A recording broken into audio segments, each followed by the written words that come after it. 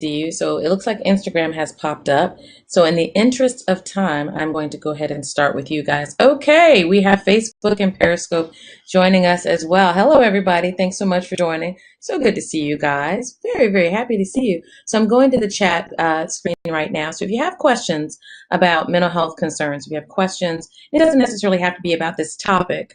If you have questions, what I'll do is I'll try to write them down and I will save them for the next time if I don't answer you, if it's not directly related to what we're talking about. So you can always ask a question. Never be afraid to ask questions. But tonight we are specifically talking about the hostile work environment. Put a big picture. This is a disclaimer. I put a picture of myself and my brother earlier. It is not his work environment. Okay, that prompted this. It just so happens that I went and visited him at work today. So that is not the environment that I'm talking about. So just don't want anyone to think, oh my gosh, like what's okay? What's going on?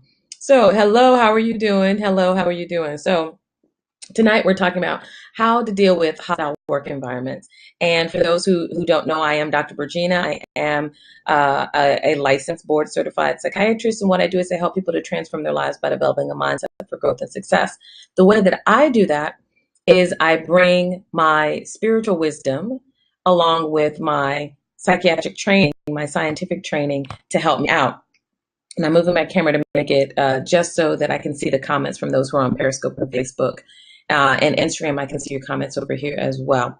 So here are the things that we're going to talk about. We're going to talk about things that you can do that are within your control to help when you're dealing with the hostile work environment. We're going to talk about things that you can do about things that are not in your control. Now, believe it or not, at least 5 of the things we're going to talk about are areas for things that you can do that are within your control, within your realm of influence. At least 2 things we're going to talk about are not in your realm of influence, but that doesn't mean it needs to rob you of your peace, okay? I wish above all things that you would prosper and be in good health, and that includes living with peace. And of all places, especially since many of us spend 4+ hours a day, sometimes as many as 40, 60, or even 80 hours a week on our jobs, in our career, we want it to be healthy and wholesome and a place of well-being. And some corporations have kind of got a hold of that, and they have corporate health and wellness programs. Yay, I love that when people do that. And I'm always willing to come out and help folks if they're having a problem with that. But there are also some environments that are very unhealthy. They're actually toxic. So they're the opposite of the extreme. And everyone else probably kind of fits somewhere in the middle. There's some great organizations that are all the way on they're superstars in terms of health and wellness and corporate wellness. And then there are ones that are really, really, really sadly struggling. So, God Lucifer, are you struggling over there? Well, we'll talk about it. Okay. So here are the 7 steps. The first one is that if you think you might be dealing with a hostile work environment, you think there might be something going on in your place of work, the first thing I would recommend very strongly is that you become aware, fully aware of what the problem is, and fully self-aware as well. So we're going to break those 2 down. So, and we'll do a little bit of a recap for this another time, but for tonight, the thing that we need to do in terms of being aware, sometimes I've had patients, clients who have said, I didn't even realize it was a hostile work environment. I just knew it was difficult. I remember counseling someone and saying to them, that sounds like a hostile work environment. And they then went and read about hostile work environment and they said, you know what, you're exactly right. This is exactly what's going on. So you first need to be aware that if you're dealing with certain things, and so the work environment should it's not going to be perfect, okay? But it should be a place where you don't feel harassed. So it shouldn't be one for either physical, verbal, or sexual harassment. You should be free of those things. It should be a place that for the most part, you can come in, work, do your job, and then leave. If you have a concern, you should be able to express your concern to your immediate supervisor or someone else who, if there's immediate supervisor is not available or not there for whatever reason, let's say there's an interim, without fear of repercussions or retaliation. If either of those things happen, then there's a concern for a hostile work environment. If you feel like you come to work every day and it's a battlefield, I saw a message earlier from someone who's in a group that I'm in along with, and she basically said, I hate going to work. I do not want to go back into this job. And I'm sitting in the parking lot right now, very tearful. And that's very sad. And that makes me wonder, it could just be that she's out of alignment in terms of her work and life goals. And that's just not the place for her. It could be a great work environment. And it's just not the place for her. The other concern when I read that, not knowing all the particulars, one of the first things that came up in my mind was, could this be a hostile work environment? And that is a concern. So we're talking about that today. Okay, so first of all, become aware. The second awareness that is very important is become aware of yourself. Become aware for yourself. Hello, Garfield. So good to see you. Nice to see you. So if you've got a story about hostile work environments, please let me know because you're a guru in that area. Now, here's the big deal about being self-aware in terms of the environment.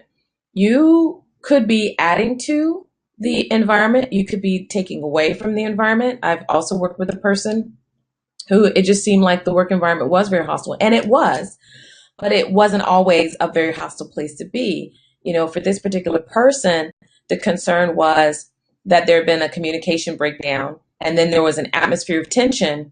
And in this area that was already kind of a high risk area, but not hostile area, it started becoming hostile. It wasn't just this one area. It became hostile in a variety of different areas.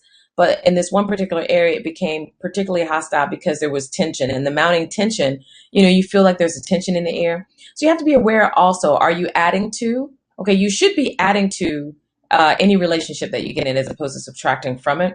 But we want to do the right kind of math here. We want to add value. Okay, we don't want to constantly take away. Hello, dude 3430. So good to see you. I was saying hello earlier. So good to see you. I saw your message, your IG DM. So thank you so much. And again, if you have questions that are not necessarily related to the topic, please, you can also ask the questions here, but you can also DM me the questions, and I appreciate that. So that's step one, is becoming aware. Okay, you can't solve the problem till you know what the problem is. All right.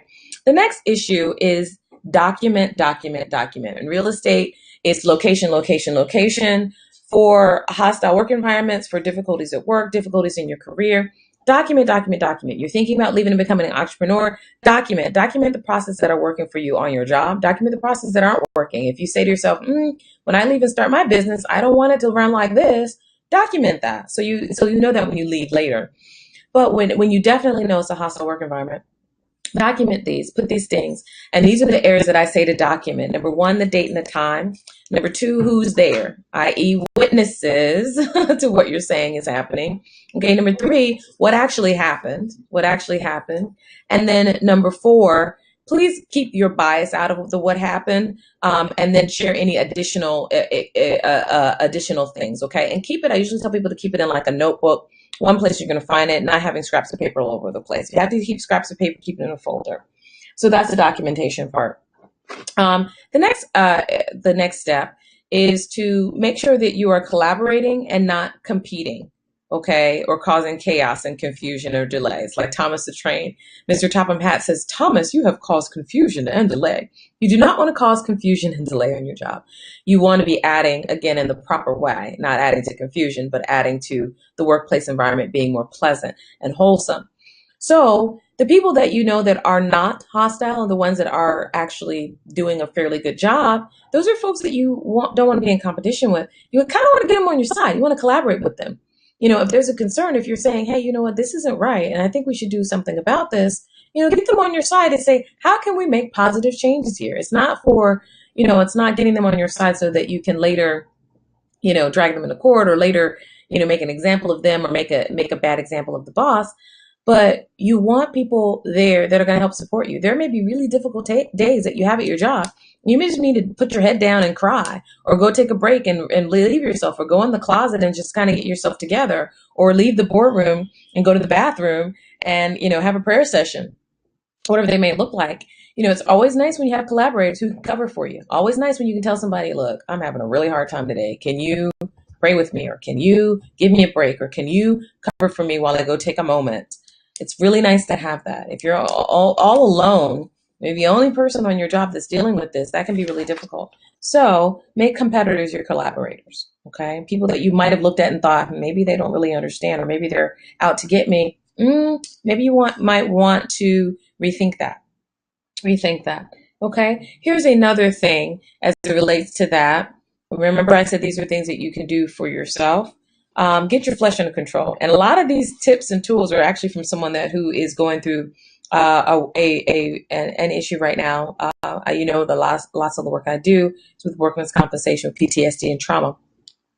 But this person said, you need to get your flesh under subjection, your flesh under submission. And I love when they said that. That's kind of a spiritualese, if you've never heard of it. It's basically from the Bible where it says, we're flat, we don't wrestle against flesh, but principalities, rulers of darkness. So yes, there may be things that are beyond your control that other people that are just, I've heard some, my grandma used to say, maybe they just got the devil in them. I don't, maybe this person's just, they really are out to get you. And there's, maybe they think that you're out to get them, and there's some issues there. Okay, whatever the reason, at the end of the day, you still have to learn how to compose yourself appropriately. Please don't just haul off and fuss and get in a rage and cuss people out. That's not going to go well for you, right? iPoetic, it's not going to go well for you.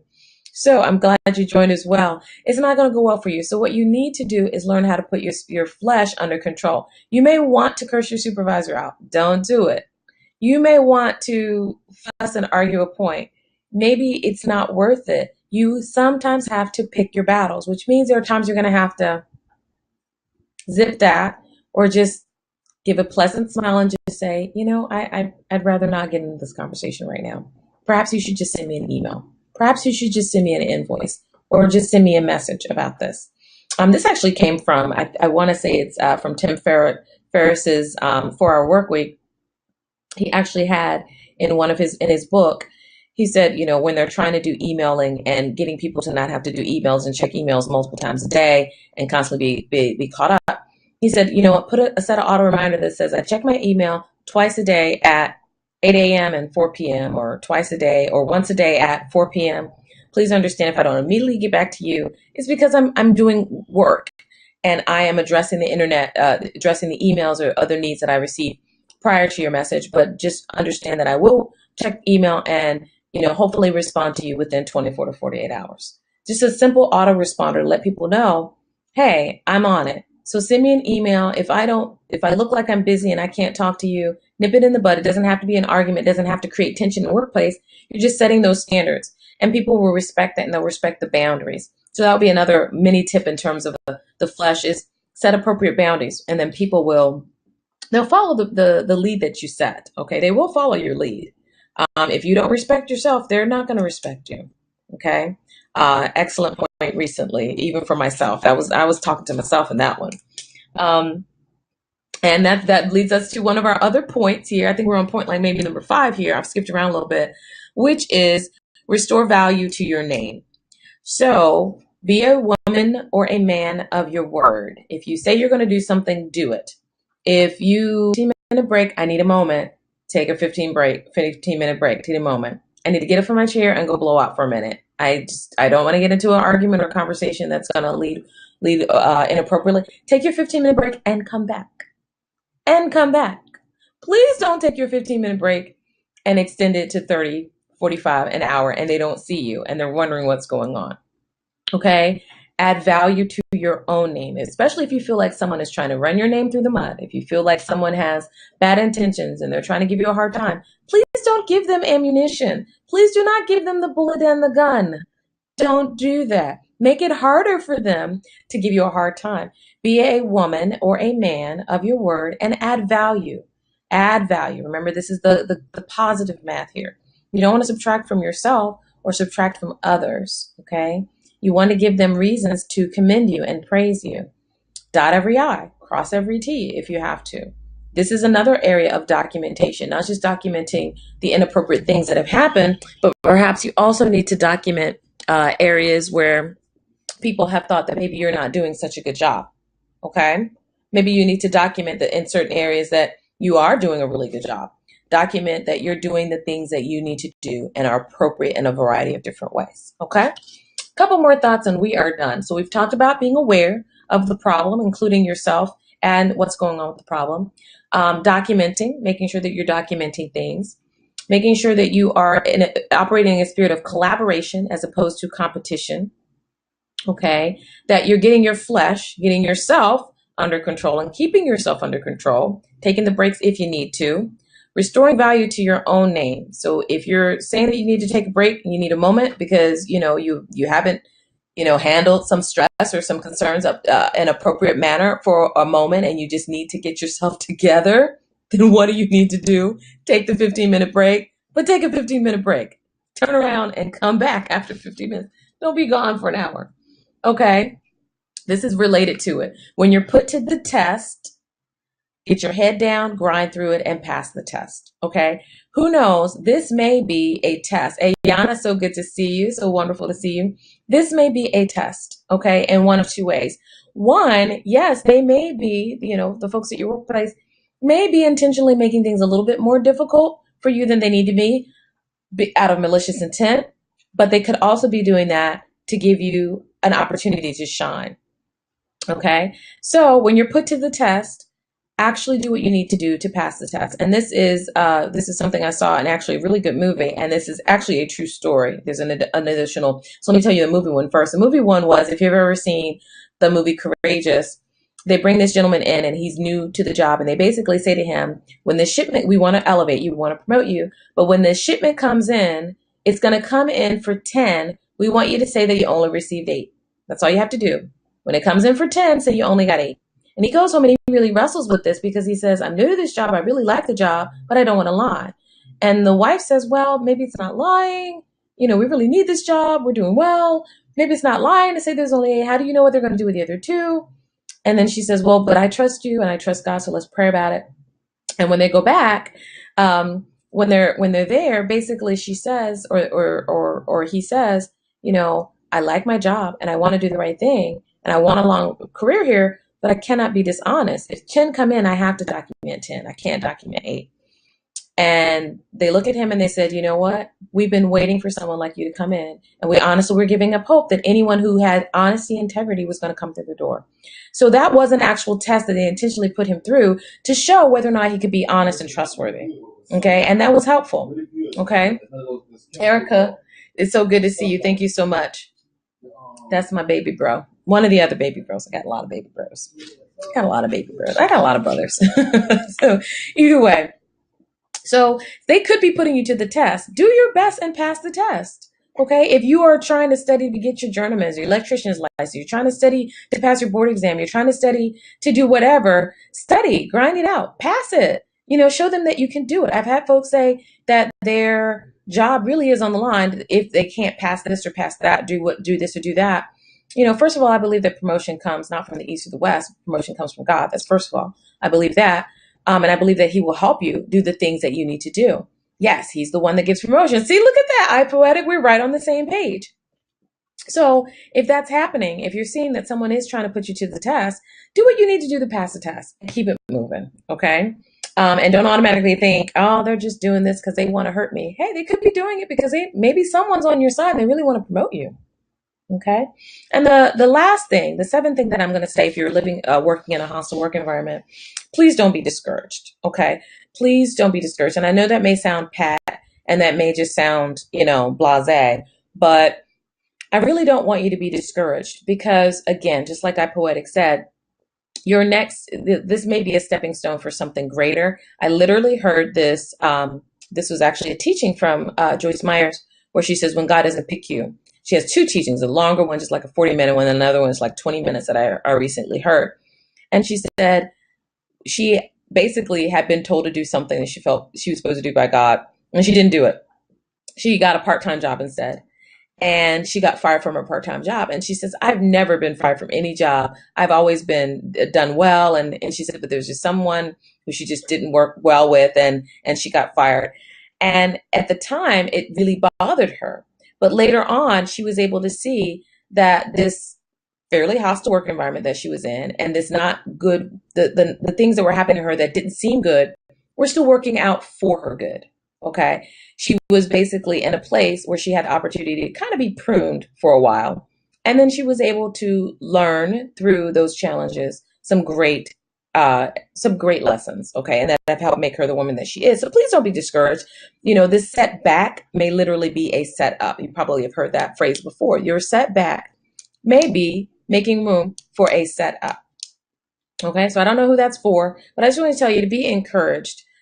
Because again, it could also be like what Vera Wang said. She says, I didn't spend years and years working for other people, and I didn't look at it as a hardship. Okay. Whether they treated her well or not, I don't know. But she said, I didn't look at being in those environments at the time that I was there as a bad thing. She said, someone was paying me to learn for free. Learn the lesson from being in this particular job, learn what you need to, and then take that information with you, because she was able to take that information for learning from other wonderful designers to go off and be her own boss, to do her own thing. And now it's Vera Wang. Vera Wang's bridal dresses. Vera Wang's this, Vera Wang's that. You know, lesson. Learn the lesson and keep it moving. Okay. So I hope this has helped for help each of you. Instagram, I started with you guys first, so I'm going to end with you first. But I am going to say that I want you to have a very blessed night on purpose. Take care.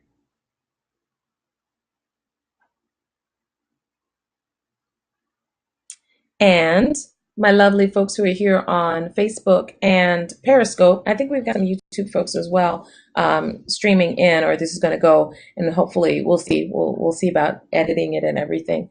I might just put a cover on it, add some music to it, and that'll be that.